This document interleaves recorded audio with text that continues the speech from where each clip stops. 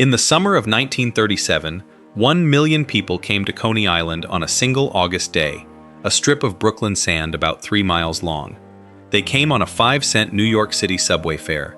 Many of them came with bathing suits already on under their clothes and baskets of food on their arms, because most of them could not afford what waited at the other end. And they came to a place that, by then, had already lost the thing that had made it famous. Today, much of that same strip is vacant lots and weeds, parking and public housing towers, a working amusement park hemmed in on every side by land that no one has done anything with in years. This is the story of how the most crowded place in America emptied out. Not in a single collapse, but in a slow unbuilding that ran across 60 years. It came through fire, through a nickel, through one man who wanted it gone, and another who threw a party to knock it down. It is the story of Steeplechase Park and Luna Park and Dreamland, and of the man who built the first of them, George Tilyou. Before there were parks, there was a barrier beach at the bottom of Brooklyn, a resort since 1824, reachable after the Civil War, when the rail lines arrived, a place where the wealthy came for the racetracks at Brighton Beach and Sheepshead Bay. This was West Brighton, the rowdy stepchild of Coney's more respectable stretches, and the man who turned it into something the whole world would visit was named George Tilyou. He was born in 1862 to parents who ran a bathhouse and a restaurant on the sand. At 14, he sold souvenir boxes of sifted beach sand and bottles of seawater to visitors who had come to see the ocean. At 17, with $2.50 in capital, he set himself up as a real estate operator and laid out the island's carnival street, the Bowery. The family nearly lost everything in the 1880s, when they crossed Coney's corrupt political boss, a man named John McCain. Their fortunes recovered only after McCain went to prison. It was the first sign, though not the last, of how tightly this island's business was wound around its politics. The idea that made Tilyou and made Coney Island was not a ride, it was a fence. In 1895, a showman named Paul Boynton enclosed a patch of ground, charged admission at the gate, and called it Sea Lion Park. It was the first enclosed, pay-to-enter amusement park in the United States. Everything before it had been open. You walked up and paid for one attraction at a time, the way you might buy a single drink at a bar. Boynton put a wall around the whole thing and sold the world inside it. Tilyou watched, and in 1897, he built his own version between West 16th and West 19th Streets on Surf Avenue.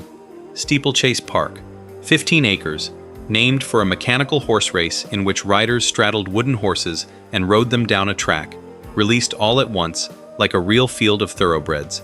Tilyou understood something his rivals would spend fortunes learning: make people laugh and they come back. His park was cheap, simple, and built to survive without a costly reinvention every season. Over the gate he hung a face, a wide, grinning cartoon with too many teeth and a wave of horned hair. Coney Island called it the funny face. Remember it. It is the first thing here, and it will be very nearly the last. The men who eclipsed Tilyou came from a World's Fair.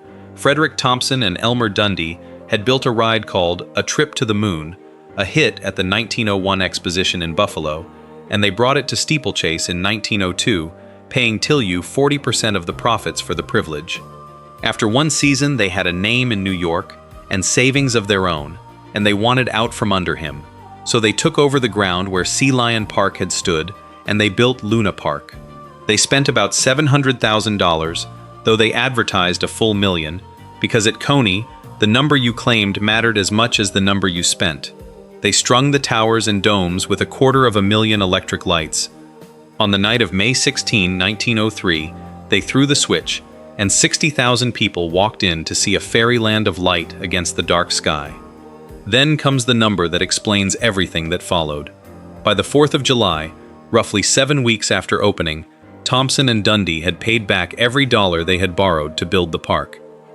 On that single holiday, 142,000 people paid to come in. Inside, the biggest attractions, A Trip to the Moon among them, cost $0.25 apiece and delivered something close to a World's Fair for the price. By the end of the season, the two men had cleared something on the order of $500,000 in profit. They had built a park and retired its entire construction debt before the summer was over. 7 weeks to pay off a park. Hold that number. Its part in this story is not finished. Luna's success created a frenzy. Money poured toward anyone who could put a wall around a patch of Coney Island, and the man who moved fastest was William Reynolds. He was a Brooklyn real estate developer, a former state senator, a man with deep connections inside city government, and a documented willingness to use them. He decided to build a park specifically to destroy Luna, and he opened it in 1904, directly across Surf Avenue. He called it Dreamland. His strategy was almost mechanical in its logic. Whatever Luna had, Dreamland would have more of. Luna had 250,000 lights. Dreamland advertised 1 million. Luna had a tall tower. Dreamlands rose higher and dominated the skyline for miles. Bigger ballroom, bigger shoots, more of everything. He copied Luna's most popular attractions almost one for one. Luna's staged fire spectacle was called Fire and Flames, so Dreamland built a larger one called Fighting the Flames. Admission was 15 cents, 10 on a weekday. The parks were full of a particular kind of spectacle now hard to imagine. Staged disasters, the fall of Pompeii, the end of the world, hotels set alight so uniformed firemen could rescue the guests, and human beings put on display. Dreamland built a permanent miniature city and populated it as an exhibit, and both parks kept people on view for the crowds to stare at. It was a fact of the era, and it was part of the draw. The man Reynolds hired to run Dreamland, Samuel Gumpertz, built that little city. Years later, he would go on to run the Ringling Brothers and Barnum and Bailey Circus. Dreamland's most extravagant addition was a show called Creation, a $250,000 retelling of the Book of Genesis, sold to the public by a 30-foot topless statue of an angel over the main gate. The police made Reynolds put clothes on it. Then a religious group had the order reversed, on the grounds that the nudity served a sacred purpose. The Bowery crowd, one imagines, did not object either way. But underneath the lights, Dreamland was built on borrowed money. Reynolds advertised a cost of $3.5 million. The park carried close to $2 million in debt before it ever opened, gold bonds paying 6% interest that would come due whether the crowds arrived or not. He and the men across the street were now locked in a war of attrition, each pouring money into ever newer attractions, each trying to spend the other into the ground. The trouble was that the market was not large enough for both of them. Only one could survive it. Even Luna, the winner of the moment, was not invincible. Dundee, one of its 2 builders, died in 1907. Keep Dreamland's debt in mind. It is about to matter enormously. It is the early morning of May 27, 1911, the opening day of Dreamland's season, and the park is dark and nearly empty. A crew of workers is patching a few water leaks inside one of the rides. The lights fail. In the dark, someone overturns a bucket of hot tar, and it catches. The ride was called Hellgate. The fire should have been survivable. Dreamland had been built with its own firefighting system, generators and pumps and hoses, because insurers would barely write policies on West Brighton after so many blazes. But the system depended on water pressure from the city's central pumping station, and that night the pressure was not there. One of the big pumps was down for maintenance. Neighboring businesses, hearing the alarm, may have opened their own hydrants to wet down their buildings, drawing the shared supply even lower. The firehouse was less than a block away, across Surf Avenue. When the firemen arrived, the pressure was so weak they capped the hose nozzles with their fingers just to force out a usable stream. Around 3 in the morning, the great tower came down across Surf Avenue. The animals from the arena panicked. Black Prince, the most popular lion in the show, bent the bars of his cage and crossed the avenue with his mane on fire until police cornered and shot him inside a roller coaster called the Rocky Road to Dublin. By dawn, roughly 200 buildings across 4 city blocks were gone. The loss ran to $2 or $3 million. And this is the one mercy of the night. Not a single person was killed, but some 2,000 people who made their living inside those 4 blocks, concessionaires and performers and workers, were turned out into the street with nothing. And Tilyou, whose Steeplechase pier was now the only one in West Brighton the fire had not touched, signed a deal within 3 days to rent it out for the rest of the season. The number 3 man had a way of surviving. Dreamland never reopened.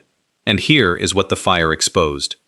Dreamland, the grandest of the 3 parks, the one with 1,000,000 lights, had never made a dollar. Not one. That very spring, weeks before the fire, Reynolds had testified under oath that in 7 years, the park had never paid its investors a cent, never paid a dollar of interest on its main mortgage, that it had been, in his own words, a losing venture from the start. Set the 2 parks side by side, Luna retired the cost of an entire park in 7 weeks. Dreamland ran for 7 years and never cleared a single dollar. Same business, same stretch of sand, opposite fates, 7 years and not $1. A darker question runs through the records, and it is worth sitting with. In the year before the fire, Reynolds had stopped caring about running Dreamland at all. Instead, he had quietly begun buying up the park's own debt at a discount and negotiating, through his friends in city government, to sell the land to New York for a public park. The problem with that plan was appearances. Buying out a working amusement park would look exactly like what it was, a bailout of a failed businessman with public money. A fire solved the appearance problem. It left only clean land, ready to be a park. It collected roughly $400,000 in insurance that helped clear the debts standing ahead of Reynolds' own. And it happened in the dark. Before the season opened, on the one night the park's reliable firefighting system did not work. Reynolds signed his land deal with the city 2 months later. No one ever proved anything.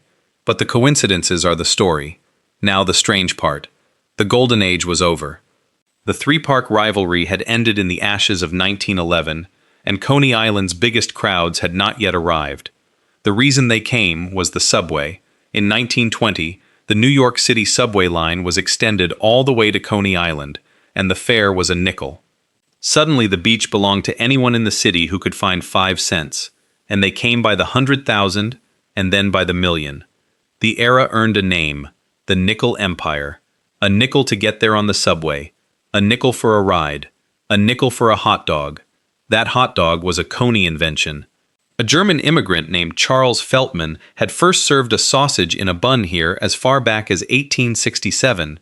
In 1916, a man who sliced rolls in Feltman's kitchen, a Polish immigrant named Nathan Handwerker, took $300 in savings and opened his own stand a few blocks away on Surf Avenue, selling the same hot dog for a nickel instead of Feltman's dime. That stand became Nathan's Famous, and every 4th of July it still hosts the Nathan's Famous Hot Dog Eating Contest, one of the most watched competitive eating events in the world.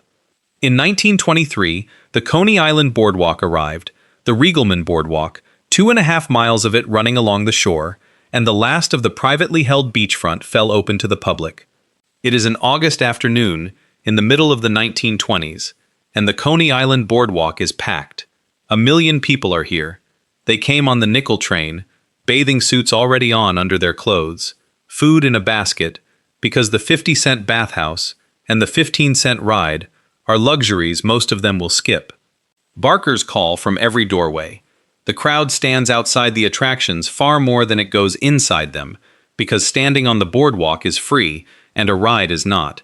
And for that nickel fare, the place is open to everyone, the one stretch of the city where the crowd on the sand looks like the city itself. In 1900, a busy day drew 100,000. By the 1910s, it was 500,000. Now, by 1925, an ordinary Sunday afternoon draws 1 million people to 3 miles of sand.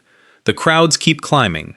On one August day in 1937, the count reaches 1 million again, the day this story opened on. And in 1927, 16 years after the fire that ended the Golden Age, Coney builds the ride it is still known for, the Cyclone. $100,000 of wood, 25 cents a ticket. This was the paradox of the Nickel Empire. Coney Island had never been so crowded. It had also never been so cheap. The nickel that filled the beach carried a hidden cost. The mass audience it delivered spent almost nothing, and prices fell to meet them. The 50-cent ride became a quarter. The quarter became 15 cents. The dime became a nickel. The crowds swelled and the margins thinned until they nearly disappeared. The coin that filled the beach starved the parks. That is the complication at the heart of this story, and it is the thing that separates it from simple nostalgia. It is tempting to look for a single villain in the fall of Coney Island, but the parks were dying of their own economics long before anyone set out to kill them. Luna's owners were foreclosed on twice during the Great Depression. Thompson had already lost Luna to personal bankruptcy back in 1912. The place was financially fragile from the inside. Then came the outside forces, 3 of them, each on its own schedule. First, the automobile in the suburbs, which after the Second World War gave people somewhere else to spend a Sunday. Then the home air conditioner, spreading through the late 1940s, which quietly removed the original reason a working New Yorker fled to the shore at all, to escape the heat of the city. And then there was Robert Moses. Moses was the city's parks commissioner and its master builder, and he did not like Coney Island. He thought it over-commercialized, and he made little secret of thinking its patrons beneath him. He wanted to let the amusements die out on their own. He got his opening in 1939, when 2 fires damaged the boardwalk and the bathhouses near Steeplechase. On January 22, 1940, the bulldozers moved in, part of an improvement project that ran past $3 million. Moses widened the beach and pushed the Regalman boardwalk back from the water, which had the effect of shoving the rides away from the sea that was their whole reason for being. When the old Dreamland ground came open, he placed the New York Aquarium on it, in part to make sure no one could ever build another amusement park there. In 1954, a master plan he shaped proposed clearing nearly every building across a 60-block area and replacing it with housing, leaving only a thin strip of amusements to survive.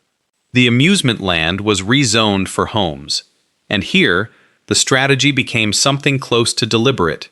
His neglect drove property values down, the falling values produced visible decay, and the decay justified the federal money to clear the land. Between 1960 and 1973, roughly 15 housing projects and apartment towers rose over the ruins. On the old Luna Park ground, which had burned in 1944 and closed for good, they built a public housing complex and named it the Luna Park Houses. The parks were not being allowed to fail.